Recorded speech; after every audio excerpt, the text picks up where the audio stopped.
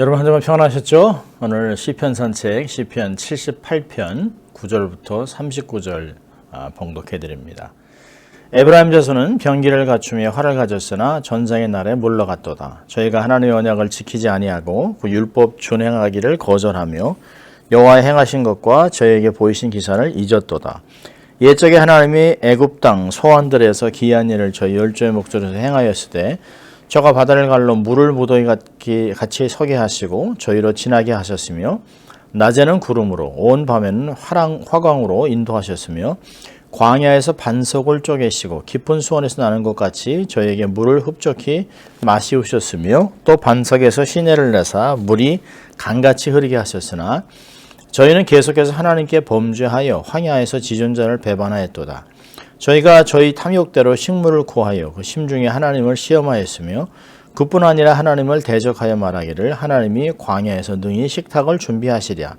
저가 반석을 쳐서 물을 내심에 시내가 넘쳤거니와 또 능히 떡을 주시며 그 백성을 위하여 고기를 예비하시려 하였도다. 그러므로 하나님께서 듣고 노하시며 야곱을 향하여 노가 맹렬하며 이스라엘을 향하여 노가 올랐으니 이는 하나님을 믿지 아니하며 그 구원을 의지하지 아니한 연고로다. 그러나 저거 오히려 위에 궁창을 명하시며 하늘문을 여시고 저에게 만나를 비같이 내려 먹이시며 하늘 양식으로 주셨나니 사람이 권세 있는 자의 떡을 먹으며 하나님이 식물을 충족히 주셨도다. 저가 동풍으로 하늘에서 일게 하시며 그 권능으로 남풍을 인도하시고 저에게 고기를 티끌같이 내리시니 곧 바다 모래 같은 나는 새라. 그 진중에 떨어지게 하사 그 거처에 둘리셨도다. 저희가 먹고 배불렀나니 하나님이 저희 소욕대로 주셨도다. 저희가 그 소욕 욕심에서 떠나지 아니하고 저희 식물이 아직 그 입에 있을 때에 하나님이 저희를 대하여 노를 바라사 저희 중 살찐 자를 죽이시며 이스라엘 청년을 쳐 엎드려 뜨리셨도다.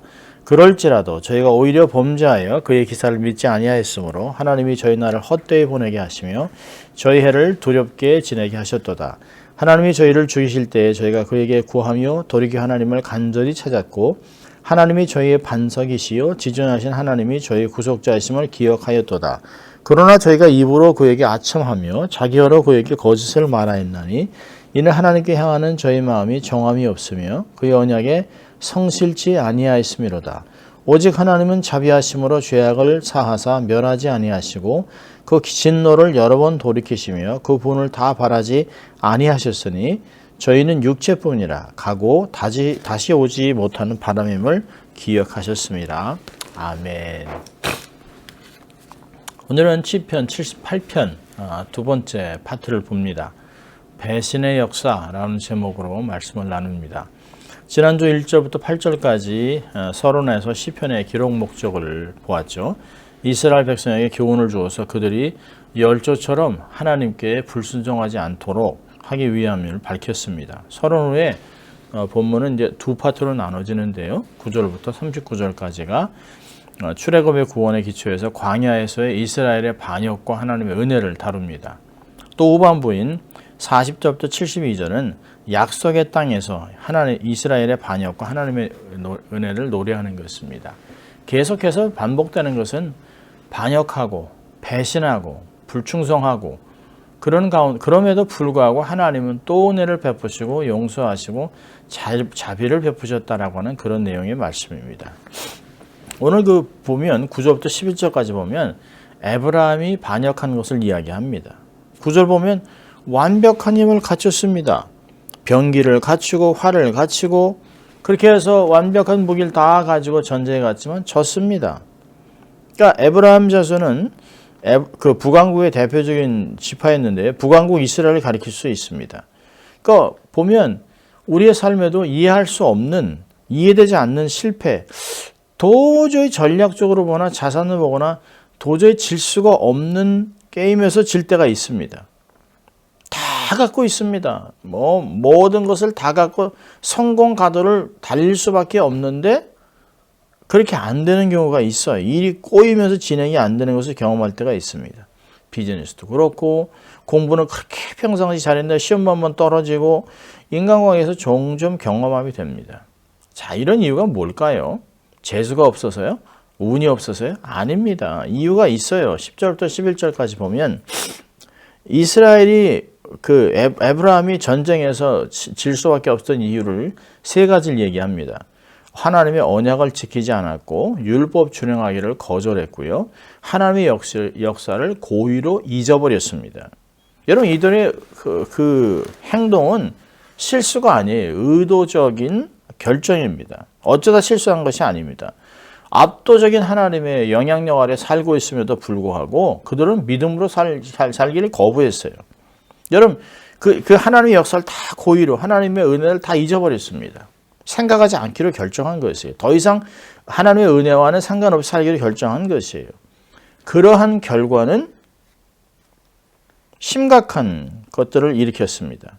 이제까지 내게 베풀은 수많은 그 은혜를 잊어버리고 마치 내가 노력해서 이룬 것 같이 생각하고 살아가면서 교만은 싹트고 인생은 꼬이고 수렁에 빠지게 되는 것입니다. 그러면 나의 나 된 것은 하나님의 은혜입니다. period. 그거 이상은 없어요.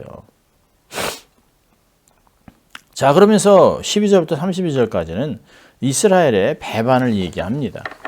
자, 보면 12절부터 32절까지 하나님의 놀라운 구원의 역사, 어떻게 백성의 배역행위와 대조되었는지 나타내고 있습니다. 하나님의 놀라운 구원, 그럼에도 불구하고 배신한 백성들의 모습들을 그려내고 있습니다. 특히 하나님의 구원 사건은 출애굽과 광야 여정에 초점을 맞추고 있습니다. 이 출애굽 사건은 이스라엘 백성들에게 자신들의 정체성을 결정해주는 신학적 근거죠. 지금도 마찬가지예요. 그들이 이스라엘이 될 수 있었던 것은 출애굽을 얘기합니다. 이 말은 그들이 그 구원 사건을 잊어버리면 자신들의 정체성도 잊어버린다는 거예요. 자, 12절부터 16절까지 하나님의 역사를 얘기합니다. 북이스라엘이 잊어버려서는 안 되는 여호와가 행하신 그분의 기사, 역사, 기적, 그런 것들을 대표적인 예로 출애굽의 사건을 요약적으로 제시합니다. 12절에 소안이라고 나와 있는 도시는 애굽의 도시인데요. 아마 애굽을 가리키는 말로 쓰인 것 같아요. 13절에서 바다를 갈라 물을 무더기같이 서게 하신 일은 홍해를 건넌 일을 얘기하죠. 14절에서는 광야 여정 내내 하나님의 초자연적인 임재와 인도하심을 상징하는 구름, 화광, 불기름 이런 것들을 얘기합니다. 또 15절, 16절은 반적을 깨뜨려 물을 마시게 하신 일을 묘사하죠. 하나님이 이처럼 이렇게 성실하게 백성들을 인도하셨습니다. 그런데 여러분 하나님의 백성들은 어떻게 반응했을까요? 10절부터 20절까지 하나님께 범죄한 모습, 이렇게 하나님의 인도하심을 경험했는데 그러나 라고 하는 단어로 시작합니다. 17절에 하나님께서 이렇게 인도하셨으나 그들은 전혀 반대의 모습으로 등장합니다. 하나님께 범죄해서 광야 메마른 땅에서 하나님을 배반했어요. 여기서 배반했다라고 하는 표현은 특별히 음식과 물을 달라고 불평했던 일을 가리키는 것 같습니다. 18절에서 20절의 그들의 문제는 진정한 배고픔과 목마름이 아닌 마음의 탐욕이었습니다. 18절에 탐욕대로라는 말과 심중에라는 말이 그것을 사실은 강조하고 있습니다. 그들은 하나님의 광야에서 식탁을 베풀 수 있냐? 이런 것들을 할 수 있겠어? 이런 것들을 우리에게 먹일 수 있겠어? 라고 이렇게 하나님을 조롱했습니다. 반석에서 나오는 물을 먹고 인정하면서도 빵과 고기를 공급하는 하나님의 능력은 인정하지 않습니다. 먹는 건 좋은 거예요. 근데 하나님이 이런 거 계속 해주겠냐? 늘 광야에서 식탁을 베풀겠어? 이렇게 하나님을 조롱하고 있습니다. 그러자 하나님은 분노하셨습니다. 은혜를 베풀었음에도 불구하고 배반하고 범죄하는 모습을 보시고 하나님은 그러므로 라고 하는 하나님의 반응을 기록합니다. 21절에 보면 하나님이 노하셨다는 말을 노하셨으면 불같이 노하셨고 진노가 타올랐으니 라고 3번을 반복하고 있습니다. 그걸 보면 하나님의 진노의 크기와 정도를 가늠해 볼 수 있습니다. 강조하고 있는 것이죠. 여러분 하나님의 진노 이유는 뭘까요? 그들의 불신앙입니다. 22절에 이는 하나님을 믿지 아니하며 그의 구원을 의지하지 아니한 때문이로다. 그들 하나님을 믿을 만하다고 여기지 않기 때문에 믿음으로 행하지 않았습니다. 하나님의 공급함을 보시면서도 그 능력 안에서 안정감을 느끼지 않아요. 참 놀랍습니다. 근데 그럼에도 불구하고 하나님께서는 초자연적으로 양식을 공급하세요. 첫 번째 파트가 23절에서 25절에 만나를 주셨습니다. 하늘문을 여셨다라는 23절의 표현이나 비같이 내려 먹이셨다는 24절의 표현은 충족히 주셨다. 모두 풍성함을 강조합니다. 하늘에서 내려오는 초자연적인 공급을 얘기합니다. 하늘 양식이죠. 힘센 자의 떡이었다라고 이야기합니다. 과분한 은혜입니다. 이렇게 불순종하고 이렇게 하나님을 배반하고 배신하는 자들, 하나님을 조롱하는 자들에게도 불구하고 하나님은 만나를 베푸셨어요. 또요, 26절부터 29절까지는 메추라기를 공급합니다. 하나님은 동풍과 남풍을 마음대로 주장하셨다고 26절에 얘기합니다. 엄청난 메추라기가 그들의 진중에 떨어지게 하셨고요. 풍성하게 주셨다는 것을 여기서도 먼지처럼 많은 고기를 비같이 내리시고 나는 새를 바다에 모래같이 내리셨다. 27절에 얘기합니다. 그들의 원대로 주셨습니다. 심히 배불러 먹었어요. 입에서 고기 냄새가 풀풀 났습니다. 그러나 그들은 배불렀지만 욕심을 버리지 않습니다. 그래서 먹을 것이 아직 그들의 입에 있는데도 불구하고 하나님은 그들에게 노여움을 나타내셨어요. 강한 자를 죽이시고 청년을 쳐서 엎드려뜨리시고 마치 그런 것이에요. 너희들이 내가 능력이 없다고 생각해? 이렇게 베풀어주고 은혜를 베풀어줘도 계속 나를 배반하는 거야? 너희들의 입속에 아직도 고기를 먹고 너희들이 셀 수 없을 정도 한 사람이 거의 100kg 이상의 고기를 새들을 주워 말려서 온 진중에 새 말리는 냄새가 진동하고 입속에 이빨 사이에 고기가 끼어 있음에도 불구하고 나를 이렇게 조롱해? 라고 하면서 하나님은 이들에게 진노하셨습니다. 그래서 이들이 아직도 먹고 있을 때 하나님이 강한 자를 죽이시고 청년을 쳐서 엎드려뜨리셨다고 31절에 얘기합니다. 마치 민수기 11장 30절에 기록을 얘기합니다. 이 일로 죽은 자들의 무덤을 탐욕의 무덤, 욕심 부린 자들의 무덤이라고 기브롯 핫다와라고 불렀습니다. 그리고 32절부터 39절까지 광야 여정의 패턴을 이야기합니다.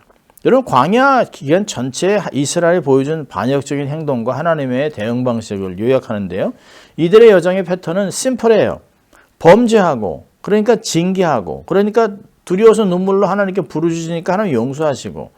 여러분, 이런 모습이 이스라엘 역사에서 계속 반복합니다. 특별히 사사기에서는 7번이나 반복되면서 이들의 완전한 배반을 얘기합니다. 이스라엘 역사에 계속해서 반복되고 있습니다. 여러분, 이스라엘만 그럴까요?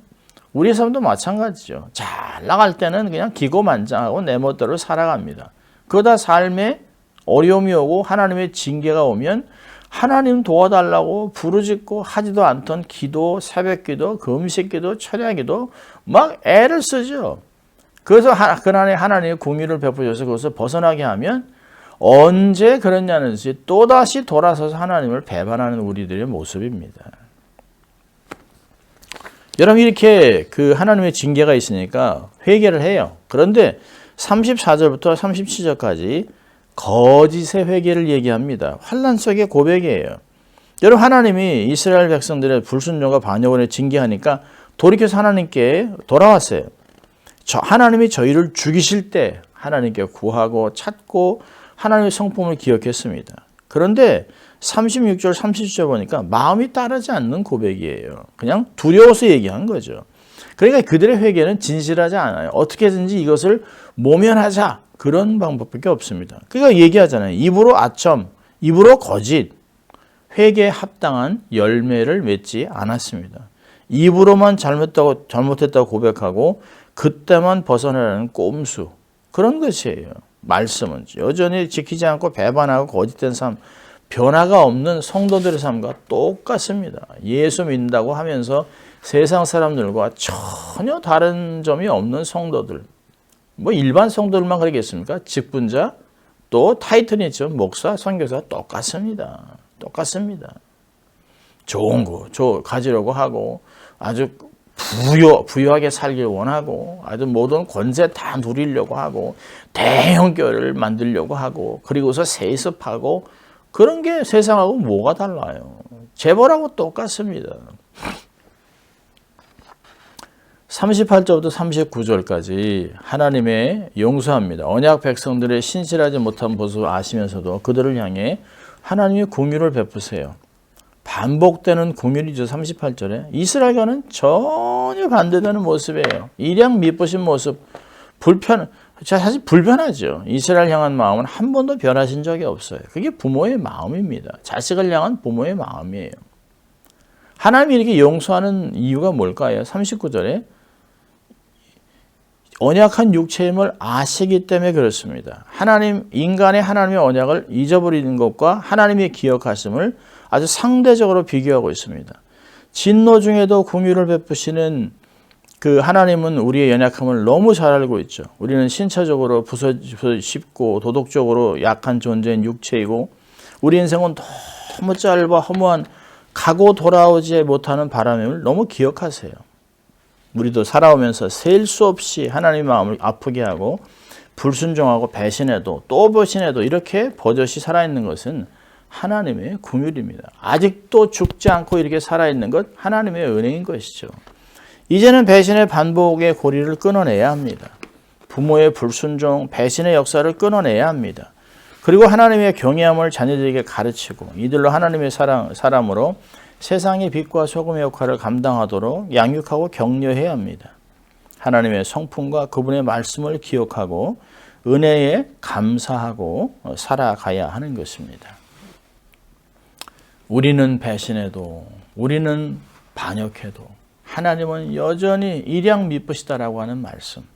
하나님은 어제나 오늘이나 영원토록 동일하게 우리를 사랑하시고 돌보시고 인도하시고 끝까지 책임져 주시는 그 하나님, 우리는 절대로 배신하면 안 됩니다. 더 이상은 그렇게 해서는 안 되는 것이죠.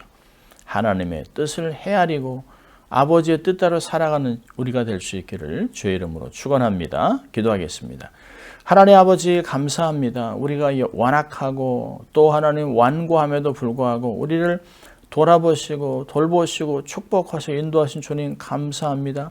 하나님의 뜻대로 살아가는 저희들 될 수 있도록 도우시고 돌이켜 변화하여 또 하나님 우리가 날마다 하나님을 더 영화롭게 하고 살아가는 저희들 될 수 있도록 하나님 축복하여 주시옵소서. 감사하고 예수님 이름으로 축복하며 기도합니다. 아멘. 한 주간 말씀으로 또 성령 충만으로 승리하는 한 주간 되시길 바랍니다. 사랑하고 축복합니다.